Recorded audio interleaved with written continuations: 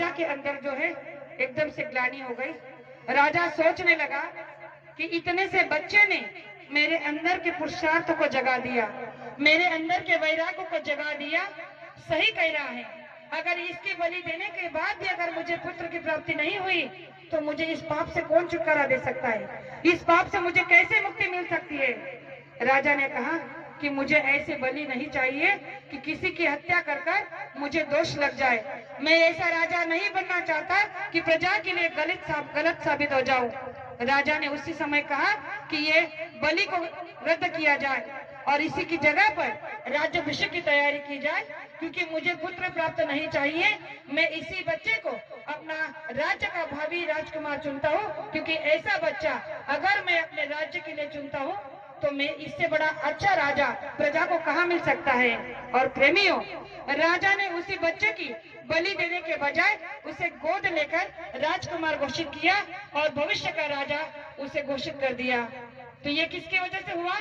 उसकी आखिरी इच्छा, उसकी दृढ़ता, उसका प्रेम, अपने गुरु के प्रति श्रद्धा उसे इस वक्त बना के रखी कि आखिरी समय उसका सामने था, लेकिन फिर भी उसने अपने विश्वास को डिगने नहीं दिया, अपने आत्मसम्मान को डिगने नहीं दिया, गुरु के भरोसे को नहीं डिगने दिया।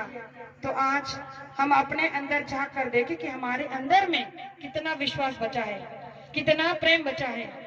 आज तो प्रेम का शोध हर घर में हर जगह खत्म हो चुका है। प्रेम बचा नहीं, इसीलिए तो ये कला कलेश हो रहा है। हर घर में झगड़ा, हर घर में मनमुटाव, हर घर में क्रोध। तो प्रेमियों, ये सब बातें तभी होती है जब हम सत्संग से विमुख हो जाते हैं, संत सदगुरु के छत्र छाया से दूर हो जाते हैं, और ये तभी हम पर हावी हो जाता है। तो इसीलिए मैं बार बार आपसे इतना ही कहना चाहूंगी कि हमारा बड़ा परम सौभाग्य है कि हमें इस मुक्ति लोक में मनुष्य का शरीर मिला है, और बाबा जय गुरुदेव जी महाराज इस संसार में मानव तन धारण कर आए हैं और हमारी आपकी जीवात्मा को अपने धाम ले जाने के लिए आए हैं। इसलिए गुरु महाराज ने कहा कि हम आए वही देश से जहाँ तुम्हारा धाम, हम आए वही देश से जहाँ तुम्हारा धाम, तुमको तुम्हारे निज घर पहुँचाना एक हमारो काम। गुरु महाराज का इस संसार में कोई निजी काम नहीं है, केवल हमारी आपकी जीवात्मा को जगाकर परम धाम में न पहुंचा दे। प्रेमियों, ये संसार तो हमें किराए पर मिला है, ये शासन की पूंजी भी किराए पर मिली है, लेकिन हमने इसे अपना समझ लिया। तो गुरु महाराज ने कहा जो अपना है ही नहीं उस पर आपने कब्जा कर लिया, और जो आपका है उसे आप भूले बिसरे बैठे हो। तो प्रेमियों, ये शरीर किराए का मकान है और संसार भी चंद दिनों के लिए मिला है। तो इसमें हम आप लोगों को ये बात समझ लेनी चाहिए कि जीते जी अगर हमें परमात्मा का, प्रभु का दर्शन करना है तो मनुष्य मंदिर में ही किया जा सकता है, अन्यथा ये संसार दुख का सागर है।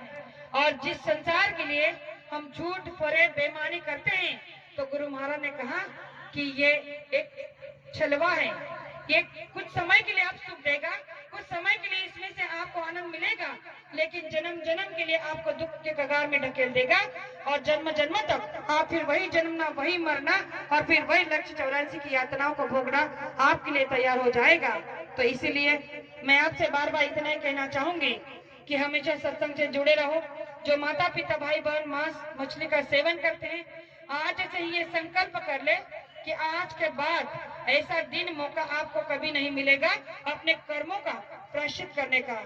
तो गुरु महाराज ने कहा कि कर्म दो प्रकार के होते हैं। जैसे हम कहते हैं कि भाई मनुष्य जब जन्म लेकर आता है तो साथ में कुछ लेकर नहीं आता, और जब यहाँ से जाता है तो साथ में कुछ लेकर नहीं जाता। बिल्कुल सत्य है, लेकिन गुरु महाराज कहते हैं कि जब यहाँ पर आप जन्म लेकर आते हो तो कुछ लेकर आते हो, और यहाँ से जब जाते हो तो कुछ लेकर जाते हो। अब आप कहोगे कि अभी आप बता रही हो कि कुछ लेकर नहीं आया, कुछ लेकर नहीं जाएगा, और अभी आप बता रही हो कि कुछ लेकर आता है, कुछ लेकर जाता है।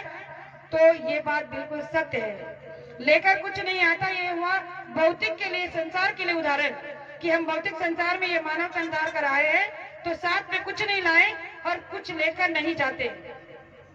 लेकिन जैसे ही गुरु को धारण किया, अपने जीवन में गुरु को कर लिया, उतार लिया, तो गुरु महाराज ने कहा कि आपको कर्म करने के लिए रास्ता बताया गया। तो गुरु महाराज ने कहा कि आप कर्म लेकर आते हो, अपना प्रारब्ध लेकर आते हो, और यहाँ से जाने के बाद आप अपने कर्मों को लेकर जाते हो। इसीलिए तो कहा जाता है कि कर्म प्रधान विश्व रचि राखा, जो जस कर्म कर तस फल चाखा। जैसा कर्म आप करोगे वैसा फल आपको मिलेगा। तो ये कर्म ही है विधान इस कलयुग का, कि आपको यहाँ से अपने कर्मों को लेकर जाना है। तो मैं आप सभी से बार बार यही कहना चाहूंगी कि कर्म ही सुधार लो, तो हम आपकी पूजा हो जाएगी और संसार में एक नेक अच्छे इंसान का दर्जा हमें मिल जाएगा। मानवता खत्म हो गई, उस मानवता को लौटाना है और प्रेम से, व्यवहार, सद्भाव से इस मानव शरीर को बसर करना है। कहने के लिए बहुत कुछ है, लेकिन हमारे और भी प्रेमी हैं जिनके बड़े सुंदर विचार आज आपको सुनने को मिलेंगे। ये सत्संग की गंगा आज आपके गांव में बह रही है, तो इसे खूब अच्छी तरह से इसमें डुबकी लगा लो। पता नहीं फिर ये मौका मिलेगा या नहीं मिलेगा।